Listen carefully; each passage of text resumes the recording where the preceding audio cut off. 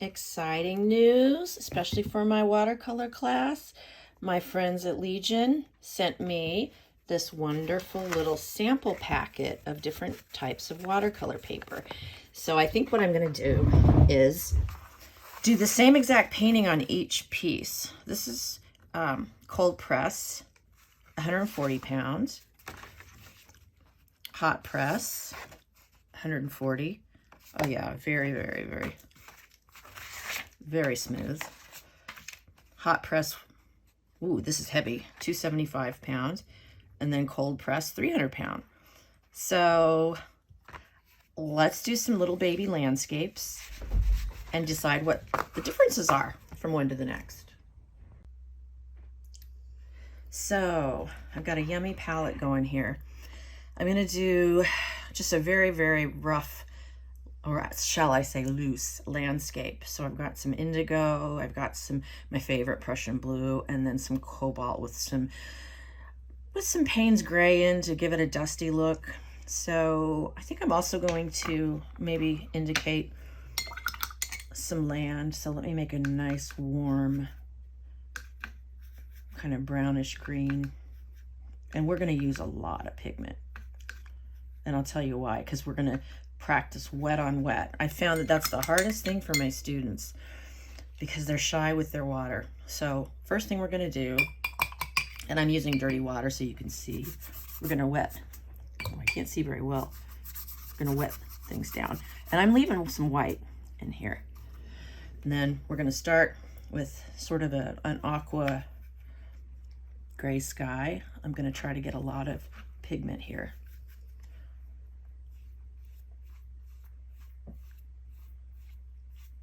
Oh, look at the beautiful trapped light. Then I'm going to move down into the ocean, and I want kind of a buttery consistency. Oh, looks like it's a little bit more coffee, but that's okay. I can always go back in. I'm going to let it dry a tiny bit before I go back in. Now, got some nice sappy green.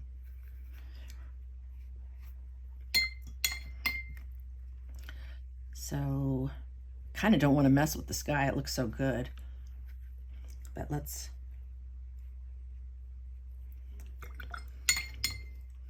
And one thing we can do, I'm going to take a little corner of my paper towel, make a few clouds.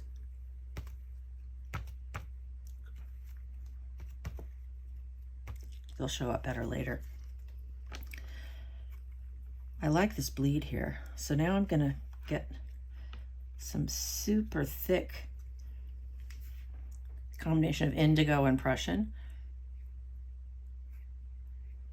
And you can see when it's more of a butter, you don't get as much of an explosion. Oh, how about right across here? Oh, and did I say I'm using my 12 round? With a sort of a 35-degree angle. Oh, I just put a drop on here and I'm going to get a really gorgeous blossom. Look at that.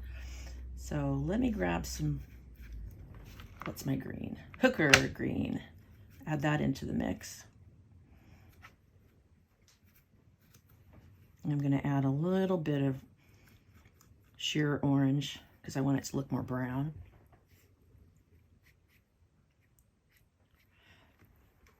Now, let's get some buttery olive. I think that's olive. Yeah.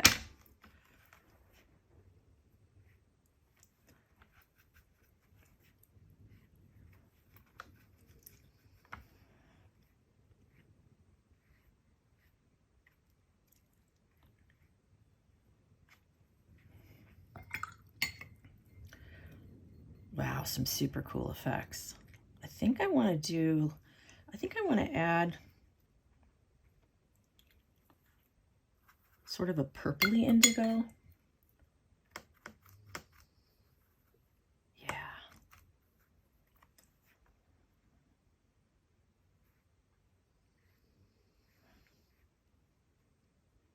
Cool.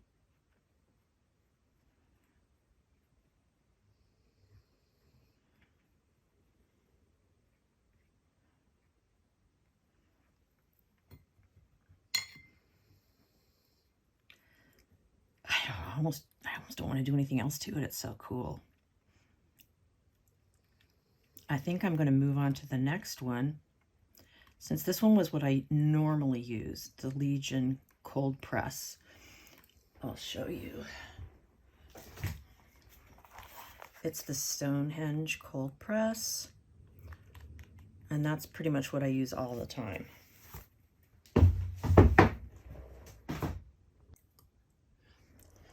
This time I've got the hot press, much smoother, 140-pound hot press. I'm going to try to do the same painting, which is hard for me because I never like to do the same thing twice. But first, I'm going to wet the canvas, so to speak. Okay, now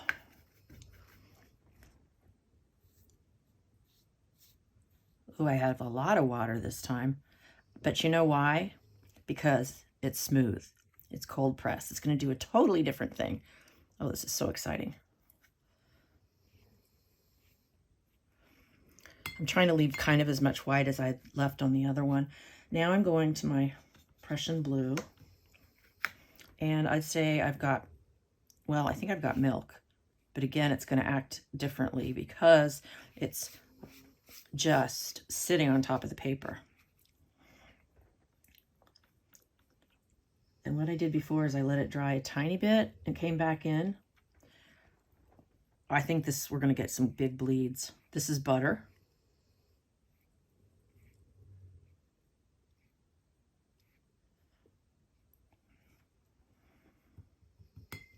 Oh, I forgot to leave room for grass. Oh, well. See, I can't ever paint the same thing twice. All right, now I'm going to get a nice, thick, buttery indigo.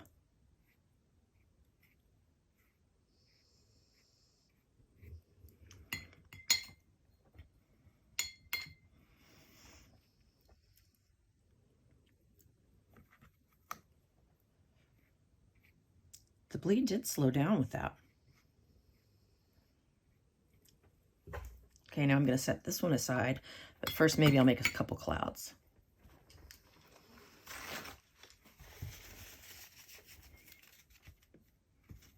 I think I waited too long. But we can always go back in with a little white. Okay, here we have the 300-pound cold press, which is very thick. I probably wouldn't have even had to tape it down, but I love having a little white border around. So without further ado, using my dirty brush, dirty water, wetting the canvas. Then what's my formula? Oh yeah, sky.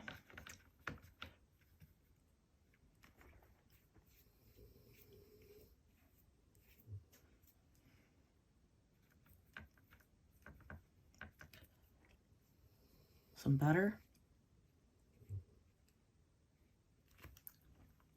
I lost my cloud maker.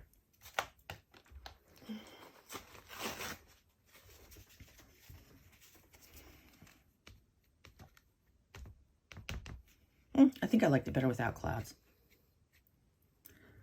Go back in with some water.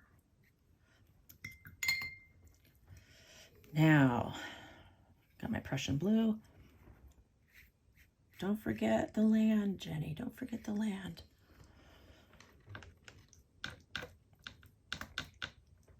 Got a lot of pigment on this brush. That's what I love about these round brushes. The belly is just so absorbent.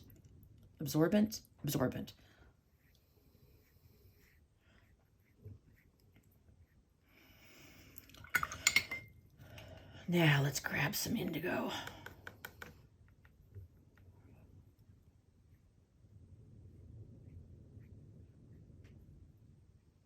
I really like this weight.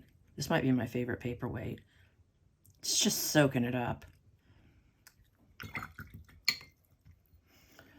Okay.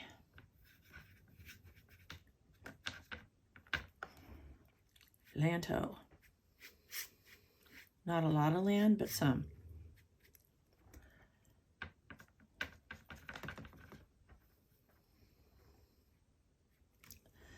get a little bit more buttery.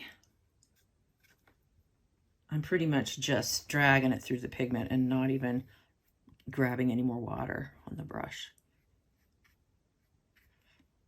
I love this one.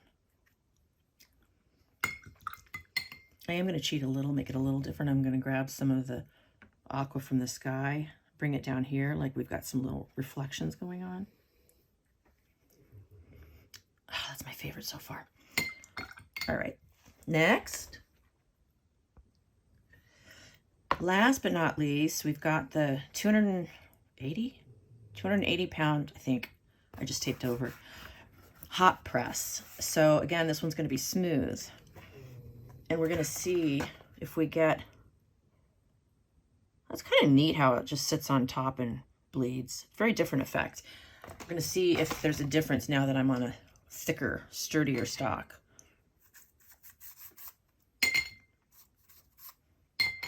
And you got to move a little fast because you don't want things to dry out on you. All right, sky.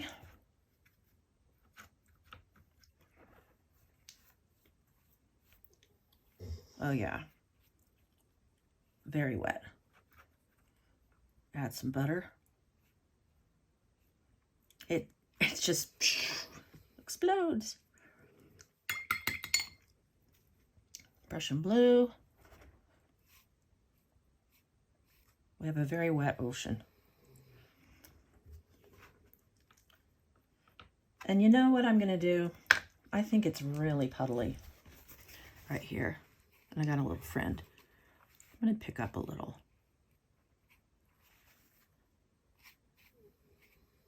Mush it around a bit.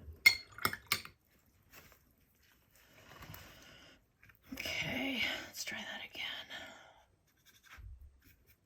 Prussian. Kind of milk right now.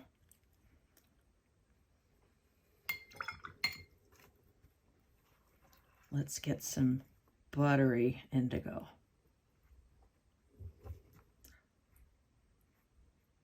It's a good way to tell if your table's crooked or slanted, because everything will run one way or the next. Luckily, my architect husband made me a table that's very flat.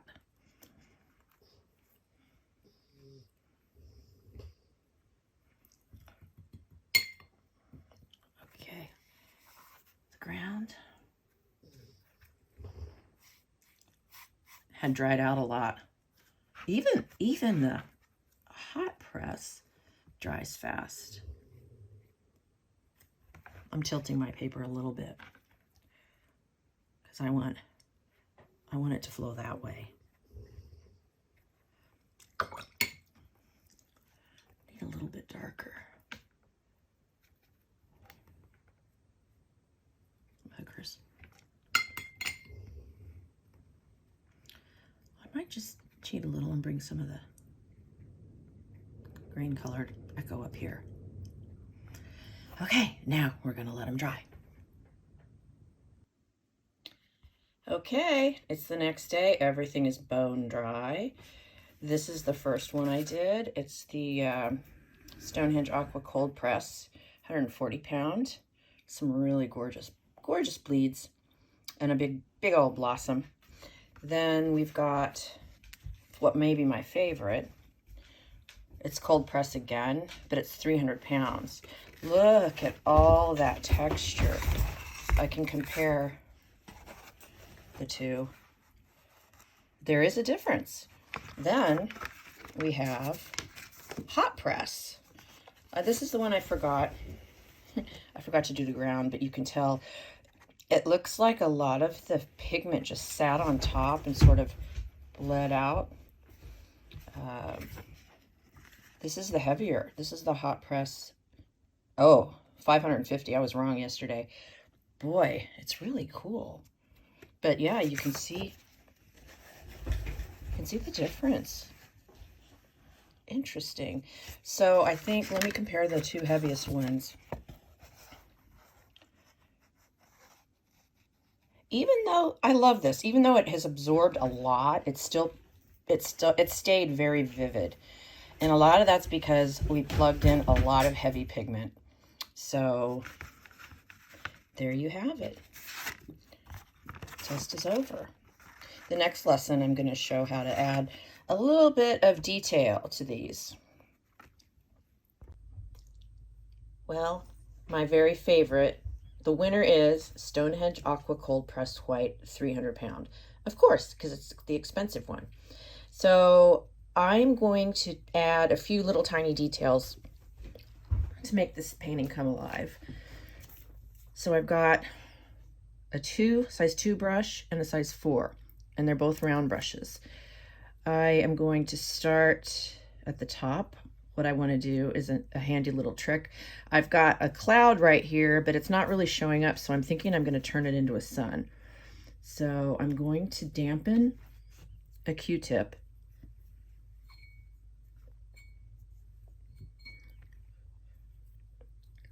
I don't want it to be drippy, so I'm just kind of smoothing it down with my fingers. And I'm going to make a little circle. I don't know where that yellow came from. I must have had it on my fingers. There's my little spot. I'm going to introduce very, very, very, very faint yellow. And I don't want it to be super clean either. Test it over here. Just a little hint. Perfect. I know this is a very cliche landscape, but what the heck? I think we want a little tiny bird, so I'm just going to do a quick. I've got I've got a hair on my brush. Hopefully sort of a milky, oh no, that's a very creamy consistency. So you want to kind of draw the eye around. So this bird, maybe there's 2 of them. Cool. And I'm going to add some grass at the bottom. I used my tiny brush for the birds, and I'm going to use a slightly larger brush to add. I'm going to have to use a very, very dark green, and I want to practice on a scratch piece of paper, just flicking. You know what? I'm switching to the smaller brush. That's too big.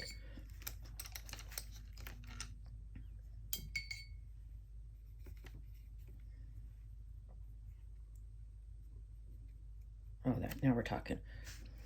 So I'm going to start, since I'm a southpaw, some lighter and some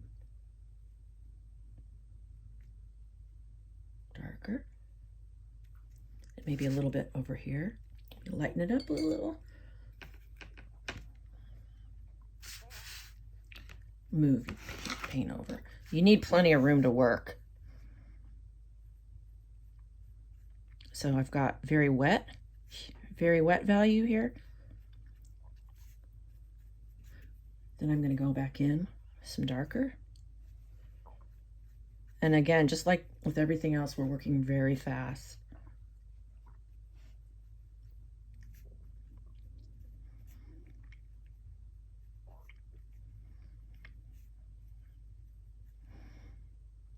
A little bit more. And I'm going to go back to a larger brush, and I'm going to grab a nice warm olivey color and just sort of blend it all so it looks more real.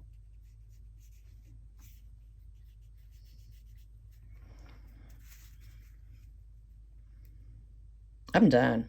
That's it. That's really sweet.